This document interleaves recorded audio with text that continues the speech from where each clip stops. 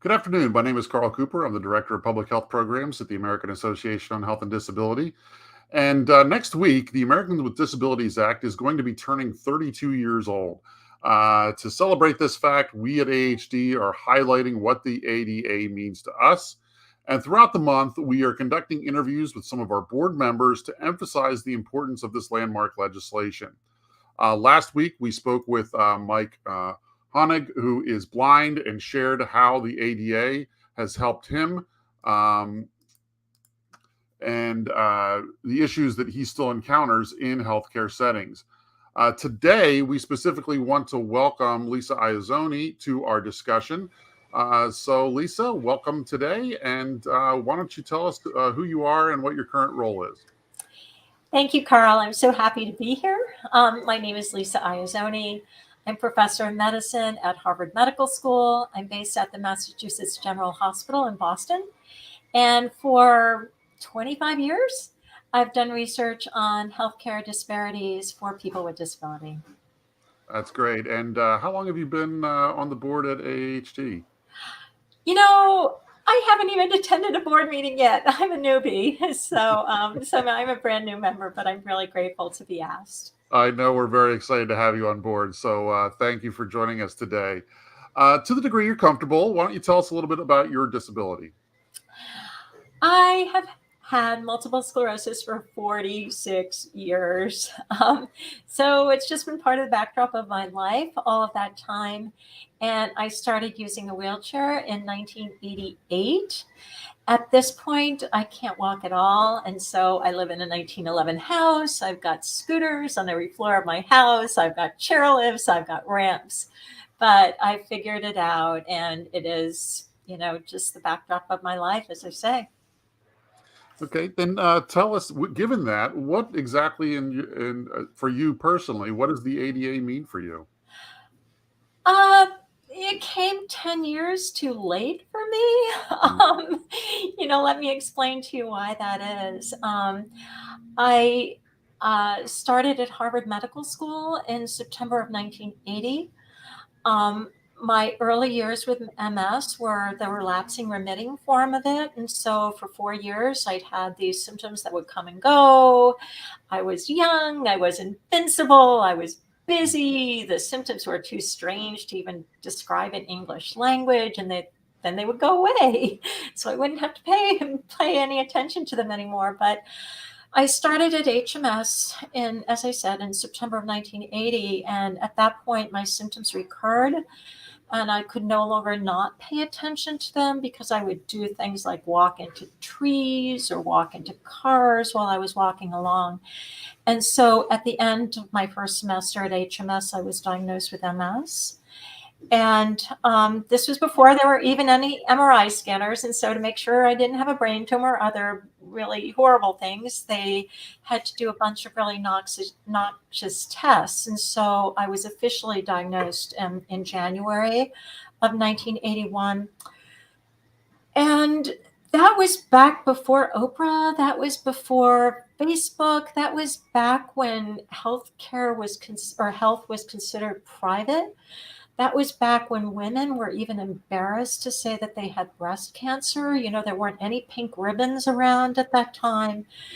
And so it was just a very different era. And to make a long story short, medical school was pretty a hard place for me, and they were pretty discriminatory. I was able to get through in the 4 years. I was able to graduate, but in July of 1983, when I was thinking about applying for an internship or residency, I was told that the powers that be at the medical school had decided in their infinite wisdom that they were not going to write a letter of support for me to apply for an internship or residency.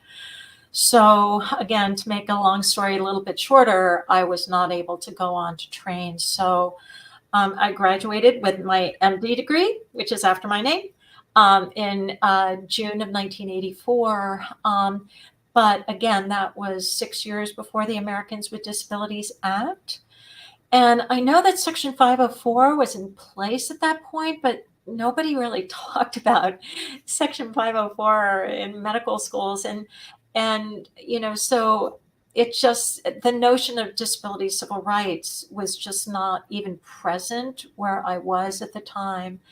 So, and to be honest with you, Karl, and this might be true for many people who kind of got disabilities in their own little kind of social networks. I didn't even realize when the ADA was passed. I mean, it wasn't really a big thing to me because I was this person who had MS. I had started using a wheelchair, but I wasn't part of a disability community. Mhm. And so it wasn't until the late 1990s, to be honest, and I'm embarrassed to say this, when I started doing work on disability disparities, that I found this vibrant community of people with disabilities. And I realized how stigmatizing it was that I wouldn't talk publicly about my disability.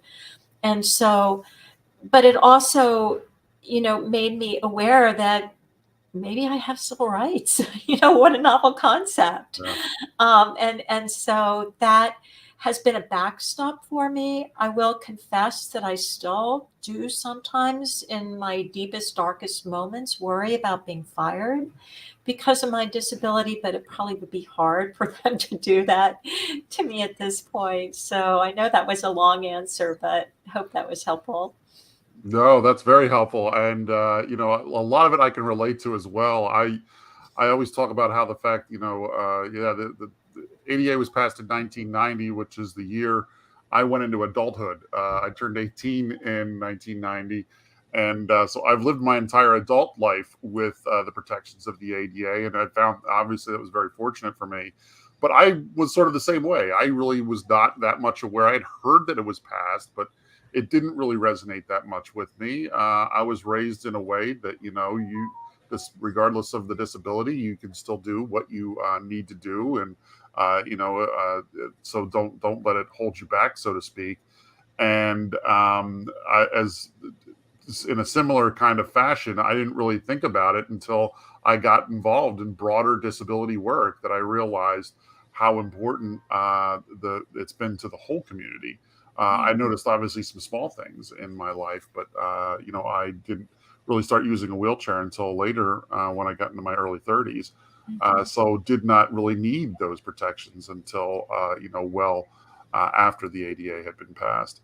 Well, Um, Carol, that is actually where we are different, because um, I never felt that I could do everything, that I would have protections. It never, and that's why I'm so amazed now to see medical students who think they can actually go to medical school with a disability. I'm just in awe of them mm, because, as I say, I still to this day feel that I could be fired because of my disability. My mindset is very pre-ADA, mm, whereas your mindset is post-ADA, and there really is a difference there. And so I'm willing to say I kind of like analogize it to the Wizard of Oz movie. I was where everything was in black and white, and okay. post ADA are in color. It may not be totally brilliant color in some instances, but it's just a very different mindset. And so I actually, for the 25th anniversary of the ADA, a young doctor who is post ADA, and I went on little road trips, and I would do the pre ADA part, and she'd do the post ADA part, and it was just really fun to Oh, see that's neat. how there she is. She's taken off like a rocket ship, and it's just totally different. That's great. And the other thing, of course, I had my that helped me too is, after college, I went to law school and learned a lot about the law and civil rights and the ADA. And I had professors who always asked me if I needed accommodations on all that kind of stuff because they were very cognizant of the fact that the ADA existed and what it was meaning to students. So yeah, I agree that it's a very different world I think that I grew up with than if I had been born 10 years earlier and had gone through law school probably in the 80s. It would have probably been very different than going through it in the 90s. Yeah. So let's talk a little bit about some of your work, though you've done with some the way healthcare settings sort of interact with people with disabilities. what sort of experiences have you seen with doctors who are not familiar with disability, and how they view disability, and how you think that affects the way that people with disabilities receive care from those kind of providers? Yeah. Thanks, Karl, for that question, which is huge. And I know we have a short amount of time, so let me see if I can boil it down.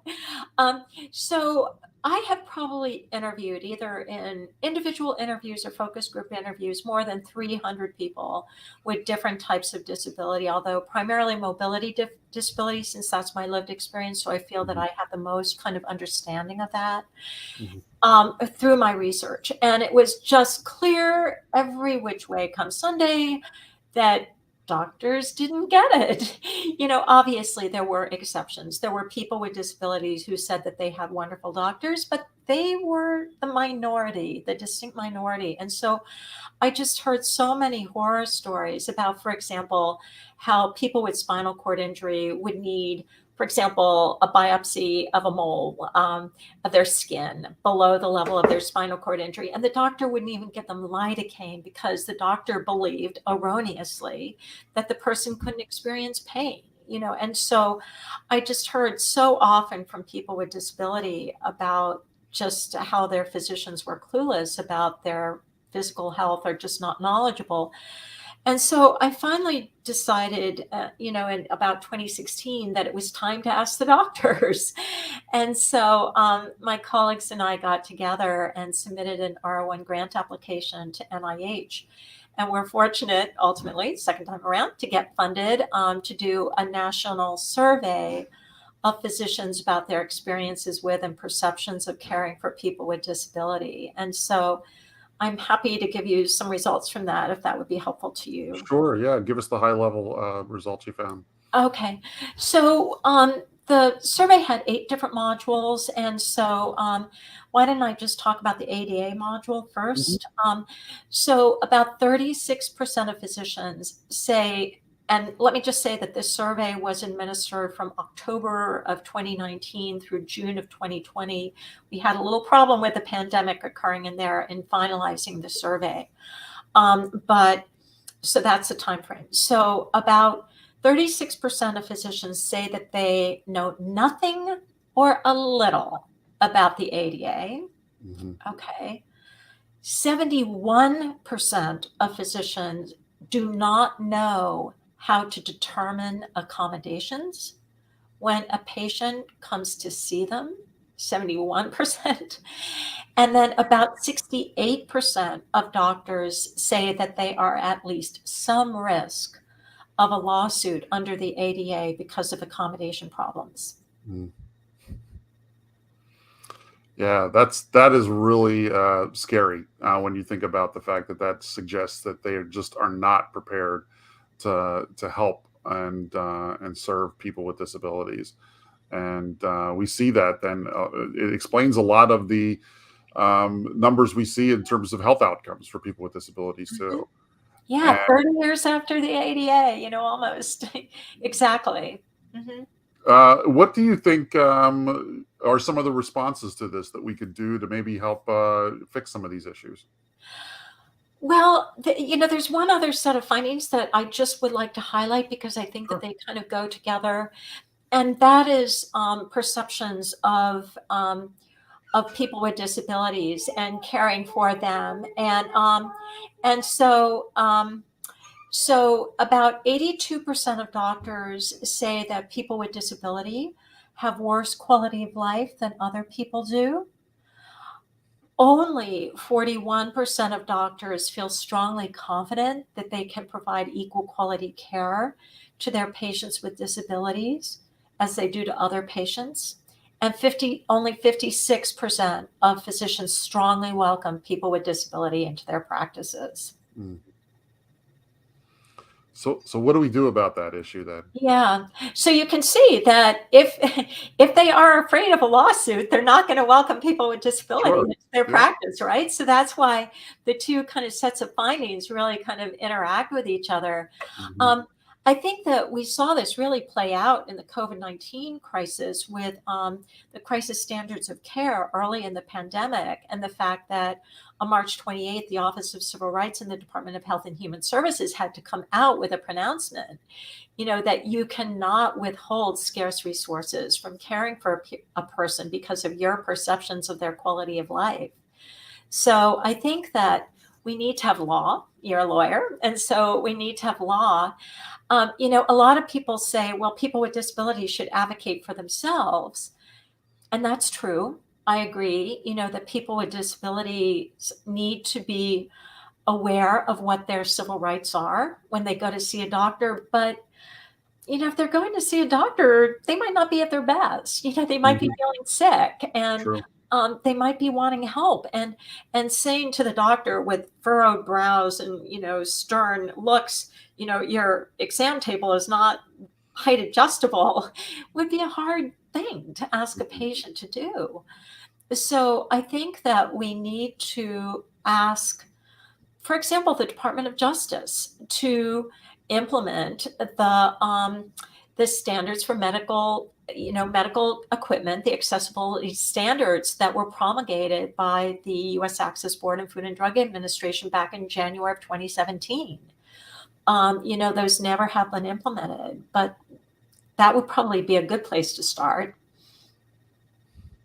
What anything specifically we can do with the physicians? You're as an MD yourself. What do you think could be done to reach your colleagues on some of these? Yeah, well, the fact that only 41% feel strongly confident that they can care equally for their patients with disability as for other patients suggests that we need more education. Hmm. And so, what I'm seeing across the country right now, and this is going to the Wizard of Oz and the Technicolor, and the fact that young people now, the post ADA generation, is really on top of this, is that I'm seeing more medical students admitted with disabilities, which is a good thing. It's still a tiny, tiny number, but there are some out there. And medical students with chronic disease are bringing the issues to their faculty and saying, look, you're not teaching us about this. And so we really want to have disability be part of the content of the curriculum that we're taught in medical education. And so you see medical students and trainees around the country beginning to work with professors and educators to try to make that happen. Yeah, that's great, and I think that's a one of the things that we can really do to improve things. Obviously, I agree with you completely about the guidelines from the Access Board and having DOJ do something about that. But in the interim, there's no reason why we can't have more education and training for providers around these issues, and even adding it to medical school curriculums, which I think would be fantastic. I know one of the things that I've experienced being a wheelchair user is around some of the, you've already suggested some of the physical barriers that exist in healthcare settings. What are some of the other issues you've seen as it relates to some physical barriers that exist in healthcare settings? Yeah, well, we had a module of the survey asking about caring for people with significant mobility limitations, and only 22% of physicians usually or always use weight adjustable or wheelchair accessible exam scales to measure the weights. And Hmm. so 22%, that's like just over a fifth. And almost half of physicians just simply ask patients themselves what their weights are. But if you're not being weighed, how do you necessarily know what your weight No, is? yeah. I had a lot of people that I interviewed who'd had spinal cord injury say, gee, I weigh 150 pounds because that's what I weighed, 30 years ago when I was injured, and of course they're kind of joking in a way with it, but it's definitely dark humor because, and there is some research that suggests that wheelchair users who are asked to self-assess their own weights pretty much often understate what they weigh, Hmm. which is not so surprising. We also found that overall, only about 40% of doctors usually or always use height adjustable exam tables. And that was a lot more for specialists. For specialists, it was about 40%, and for primary care doctors, it was closer to 32% or so. And then 85% of doctors said that they never ever used a lift device. And so if you don't have a height adjustable exam table, you would expect them to use a lift device, but 85% don't. And so here's a situation that's especially troubling because we know that practice staff, like certified nursing assistants, have like the second highest rate of occupational injuries, according to the Occupational Safety and Health Administration. And that comes from lifting and transferring patients largely.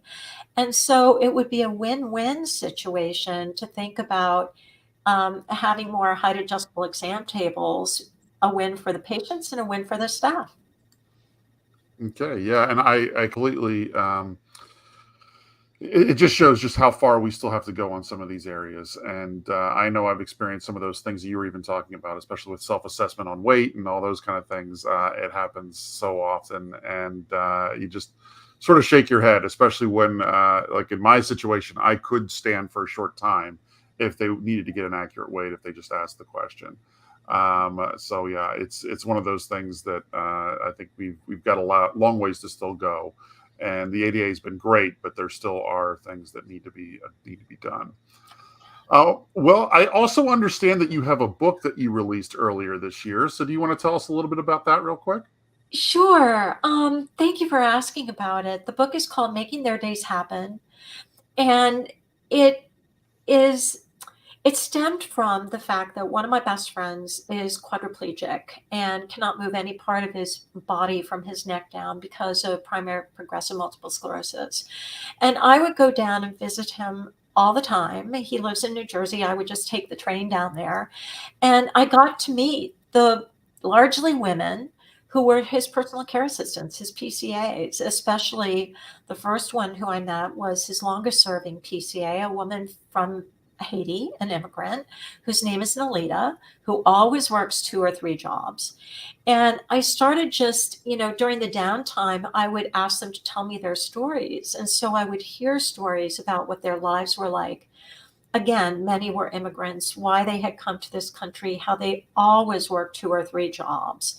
But I also saw from Michael's perspective how difficult it was for him to have a constantly changing staff of aides, given the detailed kind of instructions that he would have to give them because of the complexities of his wheelchair or how his shower would need to be done.